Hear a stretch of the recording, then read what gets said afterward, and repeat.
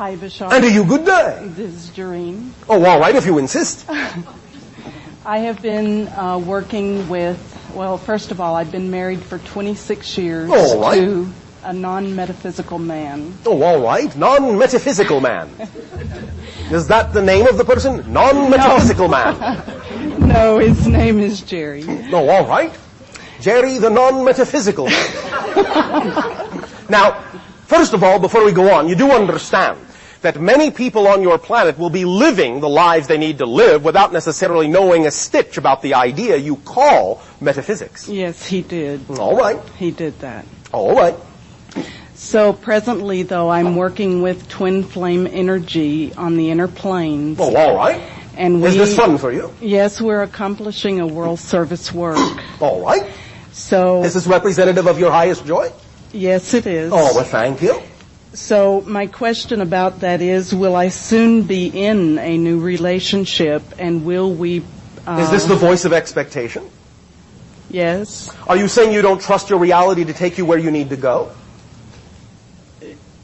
It looks a little... A little what? Looks a little what? What picture are you putting on it? Incredible. Meaning what? What is incredible? What are you defining as incredible? Can you be specific? What am I defining? The work... What are you defining as incredible? Beyond words. But the idea, you are asking a question, will I do this? Will this happen? And I asked you back, are you not trusting that your reality will take you where you need to be? What was the answer to that question? I do try. It's difficult. You try? Yes. What's difficult? What is the difficulty you are experiencing? To trust the direction that this appears to be taking. Why is that difficult? Why is it easier for you to trust in another direction? Because I feel unworthy. You feel unworthy. All right. Thank you for your honesty. That's all right. Now, why do you feel unworthy? What are your reasons for feeling unworthy? You must have them, or you wouldn't feel unworthy. This is big. Well, does it fit in the room you are in? Did you get it through the door? Not yet. It hasn't happened All right, yet. this is big. Are you implying that this is a lot to handle? Is that what you mean by this is big? Yes. All right. Well, you can start simply. I'm not necessarily assuming that you will give me every single aspect of it in 25 words or less, as you say. But you can start with something. Why is it that you feel unworthy? What one reason can you give me that allows you to feel unworthy? I'm carrying a spiritual child. You are carrying a spiritual child. Yes. What does that have to do with feeling unworthy? It's the child that makes me feel unworthy. No, that is impossible. Well, only you can make yourself feel unworthy. That's right. So, be more specific. The energy of this child is much higher than mine. So my question is, do I have the ability to bring this into physical reality? Well, let me ask you this question. May I? Yes. Do you believe that creation creates pointless creations? Or do you believe that everything fits? I'll ask you another way. Let us use an analogy. Let us say that you have what you call on your planet a fine china vase or cup in your hand. Can you picture this? Okay. Have you got it? Is it a vase or a cup? A cup. A cup, all right. Now, drop the cup in your imagination and see it shatter on the floor. Have you seen this? You see it shatter into pieces on the floor? Yes. All right. Now, here is my question. If you were to pick those pieces up and assemble them, would they assemble back into a cup? This is not a trick question. Would they assemble back into a cup? By what substance? Would they assemble back into a cup? Yes. Yes, of course, because you dropped a cup and it broke into pieces. And the pieces on the floor are the pieces of a cup. So the idea is that you understand when you see the pieces on the floor that every single piece there has a place where it fits to go back into the concept of becoming a whole cup. There are no extraneous pieces. You're not going to find extra pieces, are you? No. Are you? If I gathered them all, no. And if you gathered them all, you're not going to be missing any. Right. You follow?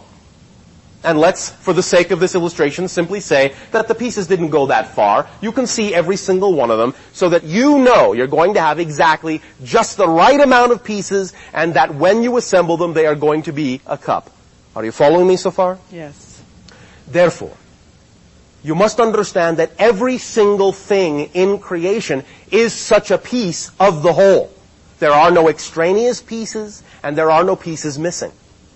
Everything fits into one big puzzle picture. You follow? Everyone is a piece, a puzzle piece of one big puzzle picture. You follow? Yes. And therefore, when everyone is simply who they need to be, when everyone is the shape they were created to be, when everyone is the piece of the puzzle that they were created to be, then they fit where they belong and they add their piece to the whole picture and support the whole. And there's no leftover pieces and there's no pieces missing. You follow me? Yes. So, if you are the one with whom the child made the agreement, doesn't that automatically by definition mean you must belong together? Or the child would have made an agreement with someone else? Yes. Well, are you getting the point?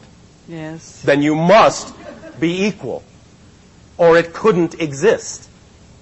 And it is only your assumption that you are not equal that makes you experience the inequality. It's only your definition that you are not equal that allows you to experience inequality as a tangible reality. But it doesn't mean it's empirically true, because if it were empirically true, we wouldn't be having this conversation. Because you wouldn't have this to talk about, because it wouldn't exist in your reality, because there are no pointless creations, and there are no pieces that are not where they don't belong. Do you follow that? Mm-hmm. Is this making some sense to you? Yes, it does. Is this helping to illuminate and lighten up the whole picture for you? Yes. Yes. Right. Energetically and all right. That's where it begins.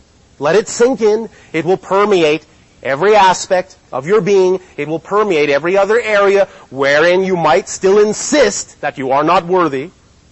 But if you really, really, really, and this goes for all of you, if you really, really, really were not worthy in the way most of you think, you wouldn't exist at all. In a sense, if I may put this somewhat colloquially and somewhat poetically,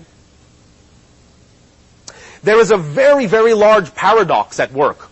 When people on your planet think that they are unworthy, it's actually one of the most arrogant things you can say. One of the most egotistical things you can say.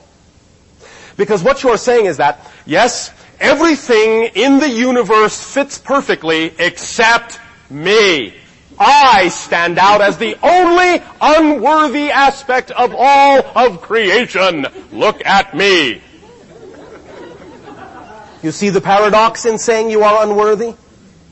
Because truly, if you really were unworthy, you wouldn't be in existence at all, because creation would not have created something that didn't belong. And by really saying you're unworthy and really allowing yourself to believe that you are unworthy, what you're telling the Creator is that the gift of existence is worthless. The gift you have given is worthless. I throw it back in your face. Now, the Creator loves you unconditionally, so the Creator doesn't mind. Because the Creator loves you all so unconditionally that the Creator allows you to even believe you are not worthy. That's how loved and worthy you are. Because you have total freedom to believe whatever you want. That's how loved and supported you are. And if you want to believe you're unworthy, creation says, okay, I love you none the less. And I will allow you to believe what you choose to believe, but the proof is that you exist. And if you stop and take a moment to really think about it, you will realize that your very existence means you must be worthy, because creation would not have created you were you not. Because you are an aspect of the infinite. Remember the second law? You are an aspect of the one, and you are the one, pretending, in a sense, to be a part of the one. So if you're saying, I'm unworthy, you're saying it's all worthless. I have said that. Yes, before. I know, and that's all right. Again, it is a valid perspective, but the idea is that you do not necessarily have to think that it's actually an empirical truth as if it were a law of creation. I already told you what the 4 laws were. You didn't hear me say the 5th law is that you are unworthy. So it's not a law, it is only a point of view. You're using the 4 laws to create a point of view and a belief that you're unworthy, but it's not an empirical absolute truth. It's only an experience. And you can change it because it's an experience. Does that make sense? Yes, it does. Thank you. Thank you. Next.